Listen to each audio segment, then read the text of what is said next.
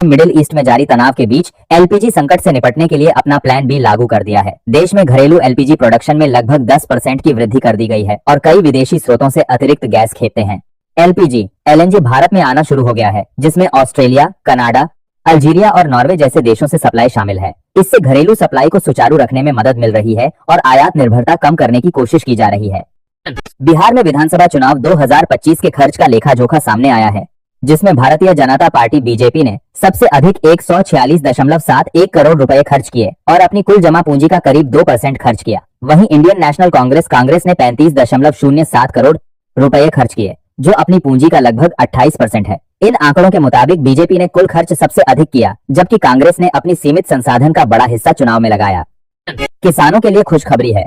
प्रधानमंत्री किसान सम्मान निधि पीएम किसान योजना की 22वीं किस्त 13 मार्च 2026 को जारी की जाएगी। इसके तहत पात्र किसानों के बैंक खातों में सीधे 2 शून्य ट्रांसफर किए जाएंगे, जिससे उन्हें वित्तीय सहायता मिलेगी। योजना से जुड़े किसानों को राशि पाने के लिए ई-केवाईसी जरूरी है।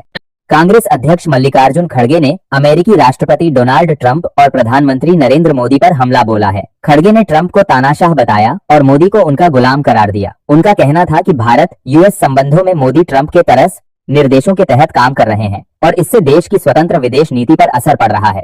प्रधानमंत्री नरेंद्र मोदी 11 मार्च 2026 को केरलम और तमिलनाडु का दौरा किया। इस दौरान वे कुल 10,800 करोड़ रुपए की विभिन्न परियोजनाओं का उद्घाटन करेंगे। इसके अलावा नई रेल सेवाओं को भी हरी झंडी दिखाई जाएगी, जिससे क्षेत्र में यातायात और कनेक्टिविटी मजबूत होगी।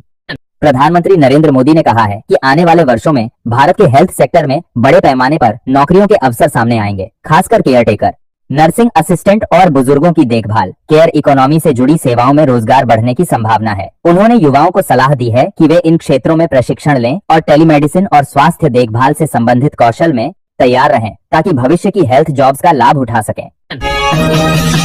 सरकार 2029 के चुनावों में संसद और राज्यों की विधानसभाओं में महिलाओं को 33% आरक्षण देने के लिए नया बिल लाने की तैयारी कर रही है। यह कदम महिला आरक्षण अधिनियम के दिसंबर 2023 में पारित होने के बाद उठाया जा रहा है, जिसे मोदी सरकार ने 27 साल लंबित रहने के बाद लागू किया था। नए बिल से महिलाओं का प्रतिनिधित्व बढ़ेगा और उन्हें राजनीतिक निर्णयों में बराबरी का अवसर मिलेगा, जिससे नारी शक्ति को सशक्त बनाने की दिशा में महत्वपूर्ण प्रगति होगी। मिडिल ईस्ट में जारी युद्ध के बीच भारत में एलपीजी संकट गहराता जा रहा है और कई शहरों में इसकी कमी दिखाई दे रही है। इसी मुद्दे को लेकर आज संसद भवन में प्रधानमंत्री नरेंद्र मोदी से केंद्रीय पेट्रोलियम मंत्री हरदीप पुरी ने मुलाकात की, जिसमें विदेश मंत्री एस जयशंकर भी मौजूद रहे। बैठक में एलपीजी आपूर्ति की स्थिति, आपातकालीन रणनीति और अंतर्राष्ट्रीय सप्लाई चेन की समीक्षा की गई, ताकि देश में गैस संकट को नियंत्रित किया जा सके। ईरान के नए सुप्रीम लीडर मुज्तबा खामेनेई अमेरिकी इजरायली हमलों के दौरान घायल हो गए हैं। उनके पैर में चोट लगी है, जिसका खुलासा द न्यूयॉर्क टाइम्स ने इजरायली और ईरानी अधिकारियों के हवाले से किया। हालांकि ईरान के राष्ट्रपति के बेटे ने इन खबरों का खंडन करते हुए कहा कि मुज्तबा खामेनेई सुरक्षित और पूरी तरह ठीक हैं। यह घटना आईआरजीसी और हिजबुल्लाह के ऑपरेशन ट्रू प्रॉमिस 4 के दौरान हुई मिसाइल हमलों के संदर्भ में सामने आई है। छत्तीसगढ़ के बस्तर में पूना मार्गेम पुनर्वास से पुनर्जीवन पहल के तहत 108 माओवादी कैडर ने समाज की मुख्य धारा में वापसी की है। इन सभी पर कुल 3.95 करोड़ रुपए का इनाम था। कार्यक्रम जगदलपुर के शौर्य भवन में आयोजित किया गया, जिसमें समाज के वरिष्ठ नागरिक, पुलिस, केंद्रीय सुरक्षा बल और जिला प्रशासन के प्रतिनिधि मौजूद रहे। यह कदम माओवादी हिंसा के खिलाफ जारी अभियान और पुनर्वास प्रयासों का हिस्सा है। मुख्यमंत्री नीतीश कुमार 12 मार्च को कटिहार पहुंचेंगे और तिनगछिया बाजार समिति में समृद्धि यात्रा के तहत विभिन्न योजनाओं का उद्घाटन, शिलान्यास और समीक्षा करेंगे। इस कार्यक्रम के लिए जिला प्रशासन और पुलिस ने सुरक्षा कड़ी कर दी है, जिसमें 2 हेलीपैड और अस्थायी थाने भी बनाए गए हैं। मुख्यमंत्री इस तृतीय चरण के कार्यक्रम में 7 निश्चय योजना और प्रगति यात्रा से जुड़ी परियोजनाओं का निरीक्षण और जनता से संवाद करेंगे। पंजाब विधानसभा में बच्चों में बढ़ती मोबाइल और इंटरनेट लत पर गंभीर चर्चा हुई। विधायक राणा इंद्र प्रताप सिंह ने ध्यानाकर्षण नोटिस के माध्यम से बताया कि कम उम्र के बच्चों में मोबाइल और इंटरनेट का अत्यधिक इस्तेमाल उनके मानसिक, भावनात्मक और सामाजिक विकास पर नकारात्मक असर डाल रहा है। सरकार ने जवाब में कहा कि बच्चों के हित में उपयोग सीमित करने और जागरूकता बढ़ाने के उपायों पर विचार किया जा रहा है। ब्रिटेन और अमेरिका के अरबपति तेजी से अपने देशों को छोड़कर अन्य देशों में नया ठिकाना बना रहे हैं। इसका मुख्य कारण टैक्स लाभ, संपत्ति की सुरक्षा, भविष्य की पीढ़ियों की सुरक्षा और राजनीतिक अस्थिरता से बचाव है। एक्सपर्ट्स का कहना है कि हाल के वर्षों में यह प्रवृत्ति अब तक की सबसे तेज गति से बढ़ी है और अब यह केवल टैक्स बचत तक सीमित नहीं, बल्कि सुरक्षा और राजनीतिक स्थिरता के लिए भी हो रही है। वाराणसी में घरेलू गैस सिलेंडर की भारी कमी ने आम लोगों की परेशानी बढ़ा दी है। पश्चिमी एशिया में युद्ध के चलते ऊर्जा आपूर्ति पर असर की आशंका के बावजूद बुकिंग करने के बाद भी लोगों को 1 सप्ताह से 10 दिन तक सिलेंडर का इंतजार करना पड़ रहा है। गैस एजेंसियों ने फोन बंद कर दिए हैं और सरकारी दावे जमीन पर असर नहीं दिखा रहे, जिससे उपभोक्ता मोबाइल एजेंसी और गोदाम तक जाकर भी सिलेंडर नहीं पा रहे हैं। नोएडा पुलिस ने सेक्टर 73 और सेक्टर 113 में 2 अलग अलग ऑपरेशनों में फर्जी क्रूज जॉब कॉल सेंटर का भंडाफोड़ किया है। इस गिरोह ने लोगों को पानी के जहाज पर हेल्पर, फिटर, बावर्ची और इलेक्ट्रीशियन की नौकरी दिलाने का झांसा देकर 350 से अधिक लोगों से करीब 1.5 करोड़ रुपए की ठगी की। पुलिस ने गिरोह के सरगना सहित 6 आरोपितों को गिरफ्तार किया है। भागलपुर नगर निगम ने बड़े व्यापारियों के ट्रेड लाइसेंस शुल्क बढ़ाने का निर्णय लिया है। मेयर डॉक्टर वसुंधरा लाल की अध्यक्षता में बैठक में कहा गया कि करोड़ों रुपए का कारोबार करने वाले व्यापारियों से वर्तमान शुल्क कम है। अब कारोबार के आधार पर नया स्लैब तय होगा। इसके लिए व्यापारिक प्रतिष्ठानों की श्रेणी निर्धारित करने हेतु समिति बनाई जाएगी। वित्तीय वर्ष 2026-27 का कुल 619 करोड़ रुपए का बजट भी पास किया गया। ईरान ने दुबई इंटरनेशनल एयरपोर्ट पर फिर ड्रोन हमला किया, जिसमें एक भारतीय समेत 4 लोग घायल हुए। दुबई मीडिया ऑफिस ने बताया कि अधिकारियों ने 2 ड्रोन रोके, लेकिन कुछ लोग घायल हो गए। एयर ट्रैफिक सामान्य रूप से जारी है। यह हमला यूएस और इजरायल के हमलों के जवाब में किया गया, जिससे खाड़ी देशों के इंफ्रास्ट्रक्चर और तेल उत्पादन पर असर पड़ा। पंजाब विधानसभा में पेट्रोल, डीजल और रसोई गैस की संभावित कमी को लेकर केंद्र सरकार के खिलाफ निंदा प्रस्ताव पेश किया गया। खाद्य एवं आपूर्ति मंत्री लालचंद कटारूचक ने कहा कि अंतर्राष्ट्रीय हालात और केंद्र की विदेश नीति के कारण ईंधन आपूर्ति प्रभावित होने की आशंका है। इस बदले में अब जान रासत प्रस्ताव पर वीरवार को सदन में चर्चा होगी। मुख्यमंत्री अरविंद केजरीवाल ने केंद्र सरकार पर एलपीजी संकट को लेकर हमला बोला। उन्होंने कहा कि गैस सिलेंडर की कमी से होटल, रेस्टोरेंट बंद होने की कगार पर हैं, जिससे करीब 1 करोड़ लोगों की नौकरी खतरे में है।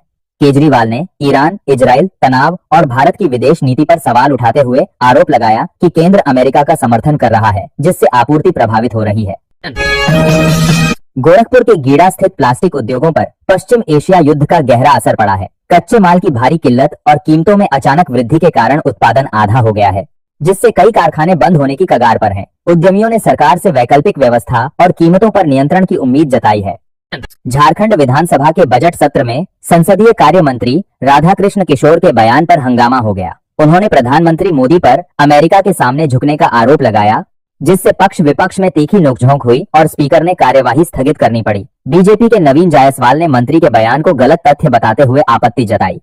आतंकवाद निरोधक दस्ता एटीएस ने भारतीय नौसेना के लांस नायक आदर्श कुमार उर्फ लकी को गिरफ्तार किया है, जिस पर पाकिस्तानी खुफिया एजेंसी इसी के लिए जासूसी करने का आरोप है। लकी की तैनाती दक्षिणी नेवल कमांड कोच्चि में थी। एटीएस अब आगरा में उसके ठिकानों की छानबीन करेगा और गद्दारी के आरोपित से सख्ती से पूछताछ की जाएगी। अलीगढ़ में अब 2002 से 2026 तक की लगभग 24 साल पुरानी रजिस्ट्रियां ऑनलाइन उपलब्ध हो गई हैं। निबंधन विभाग ने करीब 10 लाख रजिस्ट्री बैनामों को डिजिटल कर दिया है, जिससे अब घर बैठे इन्हें देखा जा सकता है। इस कदम से जमीन संबंधी फर्जीवाड़े पर रोक लगेगी और पारदर्शिता बढ़ेगी। जल्द ही 1997 से 2002 तक के रिकॉर्ड भी ऑनलाइन किए जाएंगे। बिहार सरकार ने ग्रामीण स्वास्थ्य सेवाओं को मजबूत करने के लिए 7 निश्चय 3 योजना के तहत 540 सामुदायिक स्वास्थ्य केंद्रों में 1080 नए नेत्र और ईएनटी विशेषज्ञ डॉक्टरों की नियुक्ति स्वीकृत की है। ये डॉक्टर ग्रामीण इलाकों में आंख, कान, नाक और गला से जुड़े रोगों का इलाज करेंगे और स्वास्थ्य सेवाओं की गुणवत्ता बढ़ाएंगे। हरियाणा के निजी स्कूलों से जुड़े जीएसटी विवाद में पंजाब एवं हरियाणा हाई कोर्ट ने सख्त रुख अपनाया है।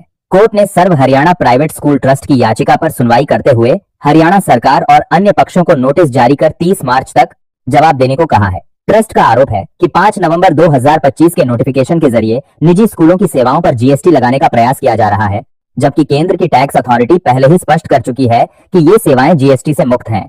गर्मी बढ़ने के साथ काशी विश्वनाथ धाम में पत्थर तपने लगे हैं, जिससे श्रद्धालुओं को परेशानी हो रही है। इसे देखते हुए मंदिर प्रशासन ने भक्तों के लिए विशेष व्यवस्था की है। दर्शन के लिए कतार में खड़े लोगों को धूप और गर्मी से बचाने के लिए जर्मन हैंगर लगाए गए हैं। इससे श्रद्धालुओं को इंतजार के दौरान गर्मी से राहत मिलेगी और वे आराम से दर्शन कर सकेंगे।